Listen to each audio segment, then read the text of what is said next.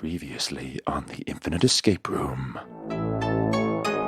I'm a Leonardo da bloody Vinci. What's our boy Jeezy Creasy doing? We're going full Finch, mate. Either way, arranged for maximum clappage. This is why I'm not allowed in escape rooms anymore. Let's go.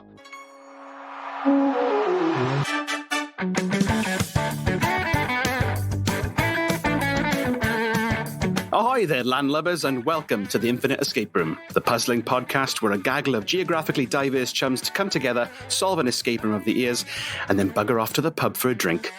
My name's Jamie, I'm your captain for this episode, and I can whistle the Star-Spangled Banner through my ears. Oh, that's It is a rare That's a gift. talent. Excellent at parties, good for sporting events in the States and what have you. I can't do it right now because I got earphones on, so what a shame. well. That'd be really useful if you needed to go down on the First Lady. What an image. See how long I can hold my breath. Ready? And locked in with me today are a duo of daring detectives. Hello, my name's Danny. I did have a fun fact for you, but I'm not allowed to tell you after a court hearing. But needless to say, I'm not allowed within 100 metres of any shop or property owned by Clinton's Cards. Oh no, did you abuse the mascot? Again, the court hearing says I'm not allowed to discuss it any further, sorry. That's good because I used to, I once worked in Clinton's and I dressed as that mascot, so I hope to God that's not the case. You were that surprise witness. I knew it. Oh, the memories. Wait, sorry, hang on. Clintons have a mascot. Have I missed this? It wasn't Clinton's. It was like one of the mascots for one of the greetings cards. I once had to dress up in said outfit on a sweltering summer's day. And when you're in the middle of Swansea dressed as a character, people do tend to put the cigarettes out in your head. That happened more than a few times.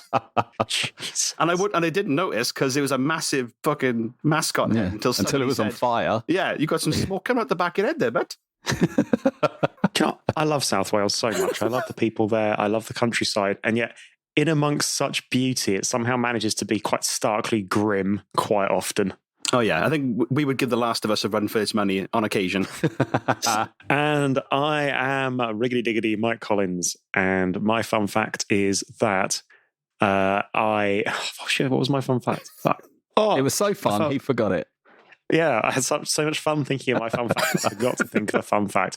No, my fun fact is that my screenplay about Prince Harry's secret struggle with short-sightedness has been picked up by Netflix. But I've not seen any royalties yet. Oh, good Lord. With Pete, I'll just stop recording now. Thank you very much for listening. You can subscribe to us. Oh, Good Mike. Lord. I'm just getting bombarded with stuff about Prince Harry on like TikTok and things. So I feel like I know the man intimately already. Very much the man who gave birth to the phrase, I couldn't give a threepenny fuck. It's so hard being incredibly privileged and being born better. Oh. That's almost a spot on impression there. Yeah. Sorry. I thought he was here then. Apologies if you like the royal family and you're listening to this. Sorry if you are Harry and you're listening to this. Please give us money and we will take that little clip off the air. Otherwise, whoops. No. Harry taking money. Harry wanting money. He's only got a few billion to keep him through and a massive plucking estate. He's short of a few bob. We've had to wheel out the second best brie instead of the best brie. Oh. It's barbaric. Well, that's the sequel right there. That's the sequel. Prince Harry, spare cheese. Oh, So we had to- Spare cheese. Now, see, I would watch a film or documentary entitled Spare Cheese. This episode of the Infinite Escape Room is sponsored by Ember. It's Tinder for arsonists. Subscribe today. That's good. Subscribe today and you can see sparks fly, reconnect with an old flame, or find your next BFF. That stands for Big Fucking Fire. Set a fire in your heart into someone else's garden with Ember. Yeah. Shameless. That was lovely. I like this way of doing intros. Can we just bin the rest of the podcast? This is much It's more good fun. Also, this podcast wouldn't be possible if not for the love and support of our wonderful army of patrons. You keep us off the streets and on the air, and I love each and every one of you. And this week's episode is brought to you by Carolyn Hardman and Geneva Kaplan. I love you both. Never stop being you. And never stop dreaming. Sorry, I think you said never stop screaming. Jesus, Danny. That's much. Comes later. That's my own internal scream. That's what it never stops. The scream. And dear listeners, for as little as £1 a month, you can join their ranks in support of our little corner of the internet. Head on over to patreon.com/the Infinite Escape Room, where you can unlock bonus material and other perks that we don't show to the common folk. And we've also got some official bloody merchandise. We've just launched some super limited edition Infinite Escape Room enamel pin badges. You also get a cheeky little puzzle postcard designed by us that uses the pin itself as part of the puzzle. And if you solve the puzzle, you're treated to an exclusive bonus episode of the podcast. Impress your friends and subdue your enemies with the Infinite Escape Room pin badge. Check out our social media pages or our website, theinfiniteescaperoom.com, to see how you can get your hands on one. Or 10, we won't judge. So here's how the show works. Each week, one of us will present a part of the Infinite Escape Room, a Mobius curve of puzzles, scenarios, and possibilities seamlessly linking to one another in an endless escape experience. I'll be bringing the puzzles this week, while Mike and Danny will try to solve it. And if they don't manage it in the time given to them, then terrible consequences shall befall them. And of course, escaping is thirsty work, so after each puzzle, we'll take a step halfway off infinity into the pubiverse. We will find a cozy boozer for a pint, a debrief for the game, and a little chat. But of course, that will come in the next episode, so stay tuned. That's the premise. Are you ready, folks? Yes. Yeah. I did imagine you whistling the American theme tune out of your ears while you did that bit. Just slowly. Yeah. Just don't ask where I get the breath from for it. Oh. I have to inhale somewhere. And tune in the pub episodes, find out where. The answer may surprise you. Yeah. 9 out of 10 dentists hate that I can do this. Then let's enter the Infinite Escape Room. Last time, you unlocked Leonardo da Vinci's Portaloo-sized MP3 player that contained a wizened and suddenly naked Da Vinci himself. Let's go! Grabbing onto Da Vinci's ankles, you soar into the air as the prolific polymath takes to the sky via a motorized miniature mechanical finch. Rising high above the city of Milan, you're suddenly blown off course by a pissed-off albatross. Da Vinci's finch, blinded by panic, loses its shit and flies off at the speed of sound, with you gripping onto the bottom of Da Vinci, who's gripping onto the bottom of the finch. After around an hour of this nonsense, you begin to feel yourself starting to sink. Da Vinci kicks at you and jettisons you towards the ocean as he flies off, shouting, "Arrivederci, it's not personal." Spot on. Luckily, your fall is broken as you land on the deck of a ship.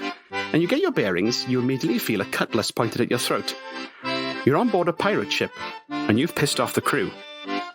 You suddenly find yourself strong-armed into the captain's quarters by a fearsome fella who's more scar tissue than face. And let me just adjust my costume. Oh! Hey! For the listeners, I am wearing a child's pirate hat. And nothing else. And as he shoves you into the captain's quarters, he glares at you and says, "You knobs are going to be locked in here until Captain Bonnet gets back. He's taking Ed out on a fishing trip, and he'll be back in like 30 minutes. Now, you should know the only people allowed on board the Revenge are members of the crew and visiting aristocrats. And you guys don't like those hoity-toity types to me. Oh, and one more thing. You're not like fortune tellers or magicians or clowns or anything from the circus, right? Ed's proper superstitious, so we don't allow those spooky fuckers on board. Right, well, make yourselves comfortable, read some books, and we'll see you in half an hour for your execution. Bye." I'll take the hat That was off. so good. Good That was job. such a good impression. Anybody who's not seen Our Flag Means Death, that was such a good impression. You might begin to see the influences in this in today's puzzle. So yeah, he throws you into the captain's quarters and locks the door behind him before going back onto the deck. And as you get your bearings, you can see that in front of you is a large window looking out into sea. Behind you, next to the door that is locked, is a bookcase. To your left, there appears to be a little sort of cubby hole where there's a toilet, and to your right, there is a little desk. As this particularly nasty pirate said, you've got around 30 minutes until the co-captains come back and probably either throw you overboard, make you walk the plank, or keelhole your sorry landlubbing ass. Your time starts now. What would you like to do? Danny. Hello. I'd like to look at the cubby hole, please. Of course, straight into the old toilet. You know it. So you walk into the toilet, and it's simply just like a wooden bench with a hole cut out that leads to the bottom of the ship. You can guess what goes through that hole. There is a small basin for holding water, a little window for airing out epic piratical shits, and there's a little shelf with torn out pages for use as a toilet paper. What are on the torn out pages? Just like they're torn out pages from the books? Yeah, well, most of the papers seem to be like scribbles and diary entries and various erotic drawings. But one that catches your eye has got a beautiful watercolor illustration of like a high-born fop. And there's a little bit of text that accompanies it. Okay, so it reads, title, The Art of Aristocracy. And then, to blend in with the gentle folk, you must make yourself look as weak as possible. Someone who would shatter like glass if a leaf fell on them. The kind of wanker that you wouldn't think twice about beheading when there's any kind of civil unrest. 1. Your skin must be as pale as possible, like you've never seen the sun. 2. The bigger your wig, the better. Big wigs are for big wigs, if you get my meaning. 3. Stockings and pointy shoes, or go the fuck home. 4. Wear gold and purple in summer, blue and silver in winter. Don't mix them up or you'll be ill spoken of in your village.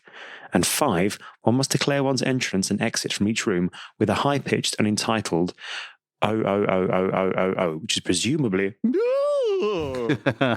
expertly done. Marvellous. So, Danny, I'm thinking, well, my initial thinking coming into the room was that Captain's scared of clowns and circus bods, that we might need to start, that maybe we need to make ourselves like that in order to be kind of keel hauled or something. But then this is fox to me, because this is making me think that maybe we need to appear all highly browlies. Yeah, and foppish. More exploration needed, methinks. Where to next, old chum? Well, can we take a look down the old poop chute, please, Jamester? You certainly can. So the poop chute itself is just a straight drop into the bottom of the ship, too far for you to reach. And reach you try. You go shoulder deep into the shite hole. Oh, no. But luckily it's been flushed recently, so there is nothing but air betwixt your fingers. Maybe the odd hair or two catches your nails as you come back up. But we can't see anything down there either, no? No, it's pretty dark at the bottom of that ship. Okay, perfecto. And there was a little basin as well. Yeah, the basin's just got some water in it, and there's what constitutes as soap in 18th century galleons. I wash my hands. Your hands are somehow dirtier than they were when you put them in. Oh, no. You might have a little bit of cholera as well. Oh, no. And can we look at the window, please?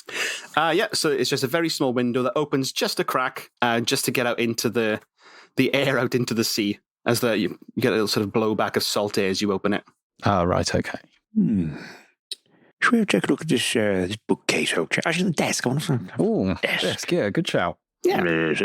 There's a large mahogany desk in the corner that's been bolted to the floor, obviously, so it doesn't fuck around as the ship goes around or gets stolen by pirates.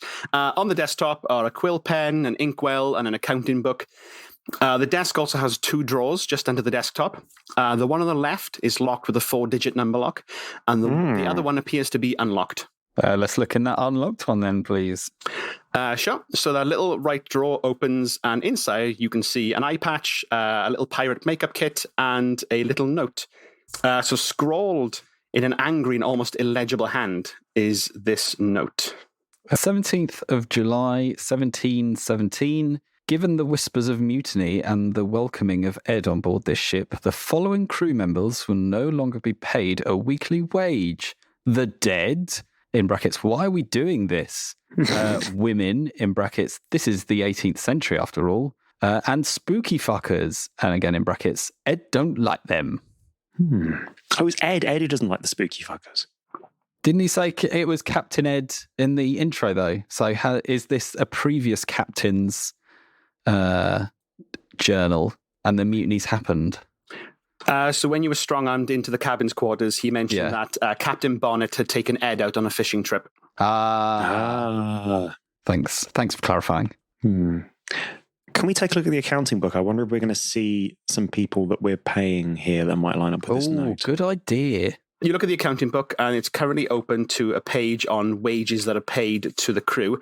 And there are 3 columns. There's a name column, an occupation column, and the pay, their weekly pay in pounds.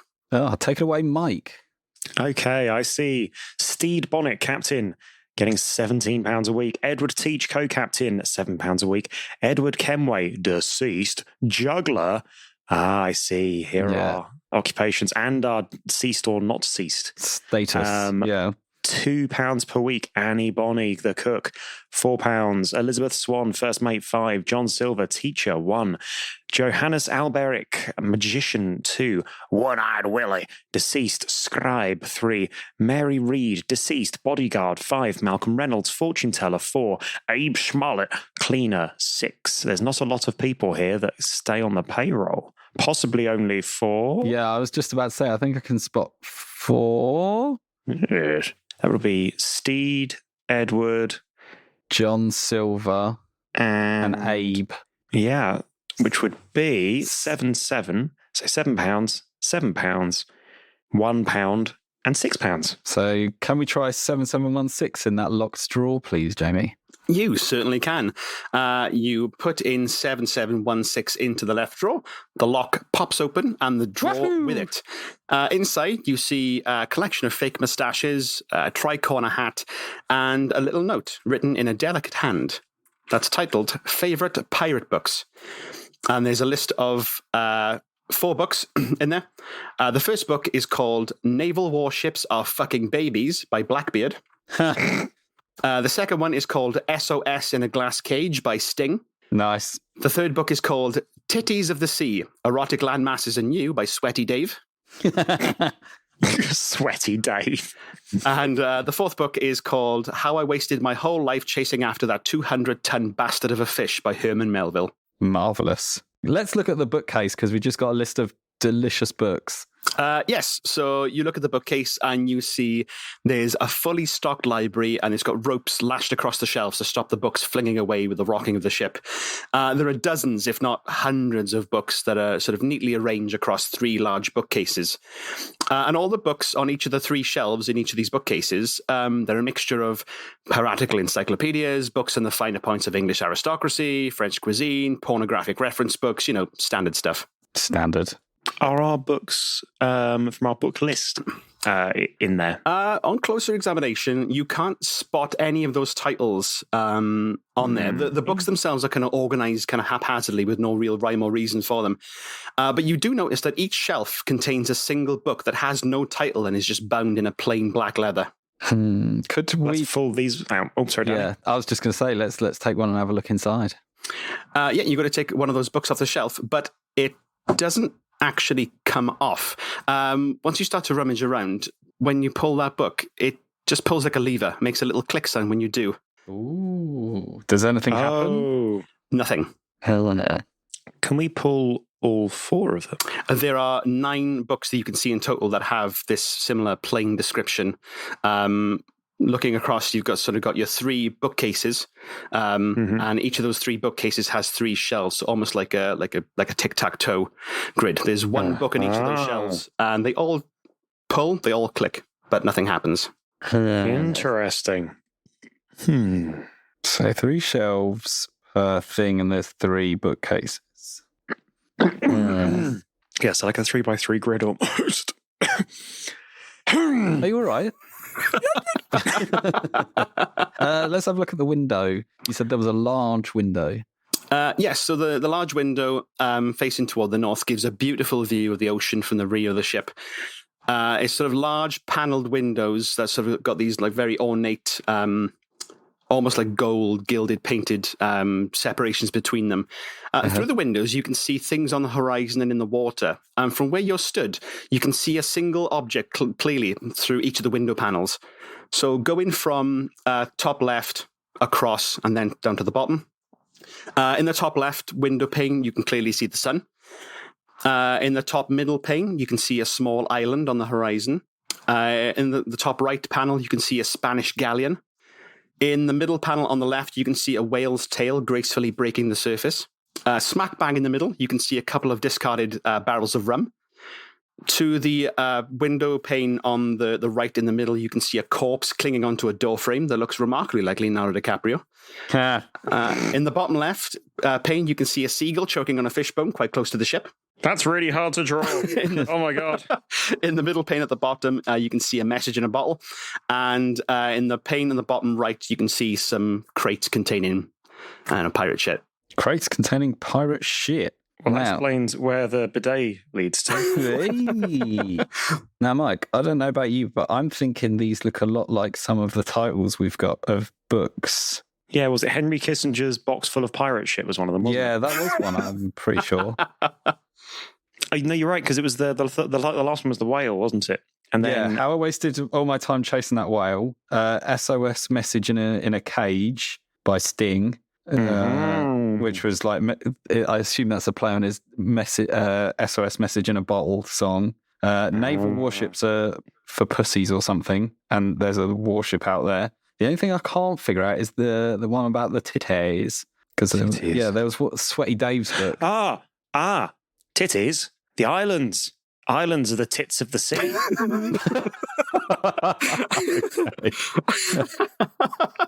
He said with a wild look in his eyes. That's an incredible soundbite. I'm taking that. Islands are the tits of the sea, of course. It's a good thing you're not a billionaire. Otherwise, I'd like to buy a private island, please. Yes, certainly. Which one? All the ones that look like titties. That's most islands. Just one that has a single palm tree for an extra long nipple. No. No, those are the Dick Islands. Let's never mention that. Oh, maybe we don't need the Sweaty Dave one because we've got a 3x3 grid and we've got 4 books. So maybe there's one missing to make a row. No, I think you might be right because it might be an order that we need to pull the books in or like tug the books in if they're like levers. So that probably makes sense. So what was the order of them again? It was naval warships are for pussies, I think it was, or something along those lines. Would you like to hear it again? Yeah, please. Yeah. So the list of favourite pirate books. So the first one is Naval Warships Are for Fucking Babies by Blackbeard. Oh, sorry, I was way off. The second one is SOS in a Glass Cage by Sting. Number 3 is Titties of the Sea, Erotic Landmasses and You by Sweaty Dave. Well done, Mike. Number 4, How I Wasted My Whole Life Chasing After That 200-Ton Bastard of a Fish by Herman Melville. Right, so let's... I'll tell you what, Jamie, can we put all of the books we pulled and clicked back so that we reset them, please? You're all reset. Okay, so let's do... if we're looking at the bookshelves as if they're a 3x3, let's do top right for naval warships. Let's do bottom middle for SOS in a Glass Cage. Let's do top middle for Titties Are the Islands of the Sea, according to Mike. And then let's do middle left for the How I Wasted My Life Chasing That Whale, please. Certainly. So you pull each of those books in turn, and every time you do, you hear a little quiet click. And after pulling the final book, you feel the bookcase swing towards you, revealing a hidden area behind. Woohoo! Let's look in that dark area, please. Sure. So the area behind the bookcase looks to be like a secret wardrobe, and it's filled wall to wall with outfits of every colour, style, and season. It's kind of like a shitty 18th century version of the Mr. Ben costume shop. There's also like a little dressing table that has various numbers of powders and lipsticks and makeups and all that kind of jazz. At the other end of the long wardrobe corridor is a short set of stairs and a door that appears to be unlocked. But on the other side of the door, you can hear the raucous shouts of the crew drinking and fighting. Marvellous. So here's my thinking, Mike, because currently we've had the good fortune to hear that there's an Ed character and he hates spooky type magician, fortune teller, whatnots. And we've also found a nice bit of scripture on the old toilet papers about being a handy dandy fop, being the best fop that you can possibly be. So I'm kind of leaning towards we might have to dress as fops and then just kind of wing it and make our way out shouting, ooh. Well, I don't know what you think. I don't know if I'm meta gaming this too much, but so In Our Flag Means Death, which is loosely, it sounds like it's very, very loosely connected to this, basically peripherally. There's almost no similarities.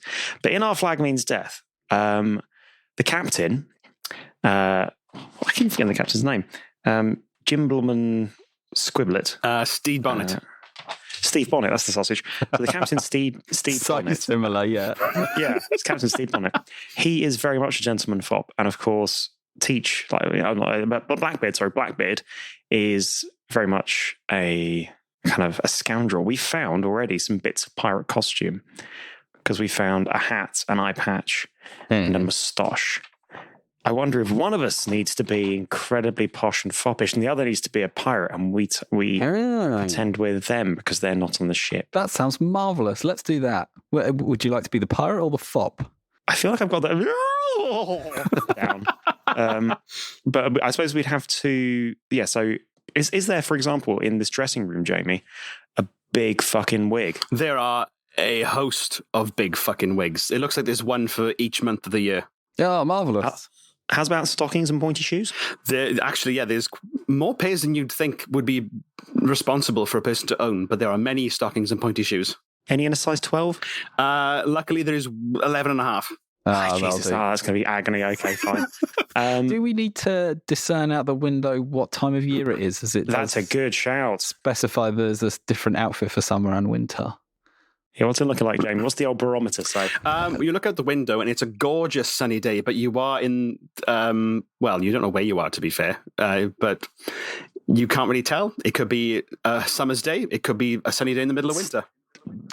Stick our hand out of the Kazi window. We can see what the temperature is. Oh, nice. I would like to stick my hand out the Kazi window, please. It is warm and balmy. Oh, let's go summer. I'm feeling the summertime vibes. Yeah, boy, so that's some purple and glod. Somehow you have a little bit of shit particles coming back from your hand, coming up the Kazi window. Somebody has thrown a doozy out the window rather than dropping it down, apparently. That sounds about right. Okay, cool. So, yeah, I'll put on a nice big wig. I need to be as pale as possible. You said there was a dressing table. Is there any makeup on the dressing table? Yeah. There wasn't, but there was makeup in one of the drawers on the desk. Aha! Foundation, presumably? Is that what ladies do? Let's say yes. I chalk myself like a snooker cue. You look, you look like you need iron in your diet desperately. That's how pale you are. Spot on. I'm doing paleo. Okay, cool. I think I'm sorted. Yeah, are you all stockinged and shoed up? Hell yeah. What I think the only thing you're missing at the moment is some kind of actual like clothing, jackets and stuff. Oh yeah. What have we got in the way of gold and purple on the rails? So you've got a wonderful purple waistcoat with golden trim. It does leave your nips slightly exposed, but it kind of fits. And you've got sort of a set of purple trousers that sort of flare out toward the knees, and they're sort of like short trousers. Hell yeah, let's put that on. I feel like Prince. Excellent. You do look sick. A little like Prince, if Prince was sort of played the harpsichord and hung out with Mary Antoinette. Yeah, and never saw sunshine. Okay. Cool. You're looking pretty fly for a very pasty white guy. I like it. Okay, can I dress myself in the old boudoir then? I'm going to grab one of the old fake moustaches, that lovely tricorn hat that you mentioned earlier, and an eye patch. And then I'm going to look for the most pirateiest pirate garb that are on the rails, please. Everything that you see inside this wardrobe appears to be very foppish, very high-born. I suppose you could just rip off some of the sleeves and make it like look a bit disheveled to make it look more piratey. Yeah, I'm going to do that, please. Yeah, you go to town and tear up and wrinkle and stamp on the most wonderful of silks to make it look as grubby as possible. Even sort of rubbing it in the Kazi a little bit to give it that authentic smell. Yeah, perfect. You look every bit a scourge of the high seas. Oh, yar. Whoa, where'd this pirate come from? Yar me hearty. Oh, I'm so scared. This genuine scary piratism. Okay, I think we're ready. I feel like we're ready. Okay, let's. Do you want to brave it and go outside? Remember, you should go first and and then I'll follow you in piratey ways. Okay, can we descend the stairs, please, Jamie? And I'm gonna prep up me. Oh, okay. You reach the door at the end of the corridor, and you open it. And as you exit, do you say anything?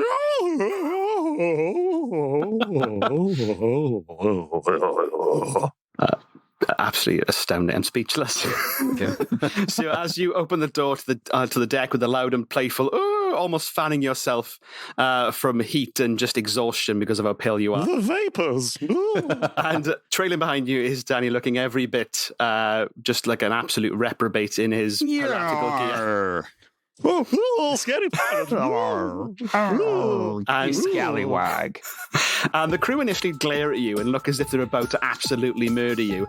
But then the crew part and approach the two captains. One dressed head to toe in black leather and a bewilderingly bushy beard that's slightly smoking. The other one dressed not too dissimilar from you, Mike.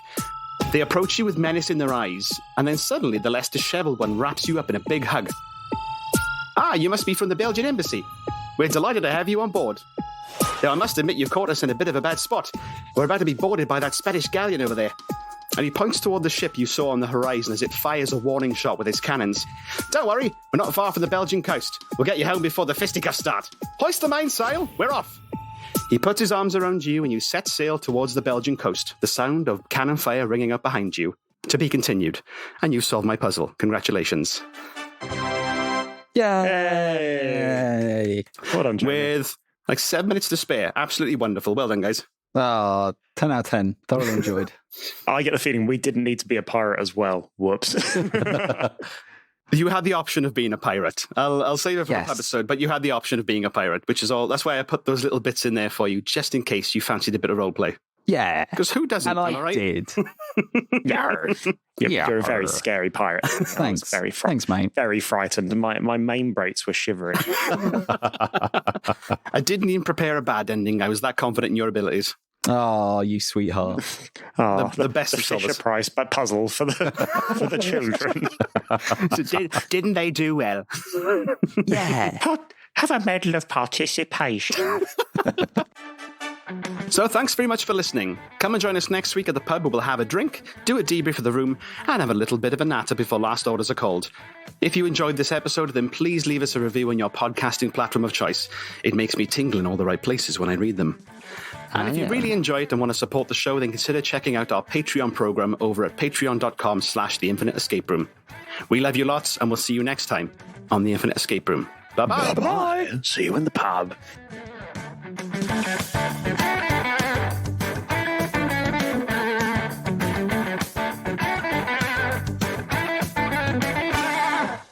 Yarr. Oh, so scary.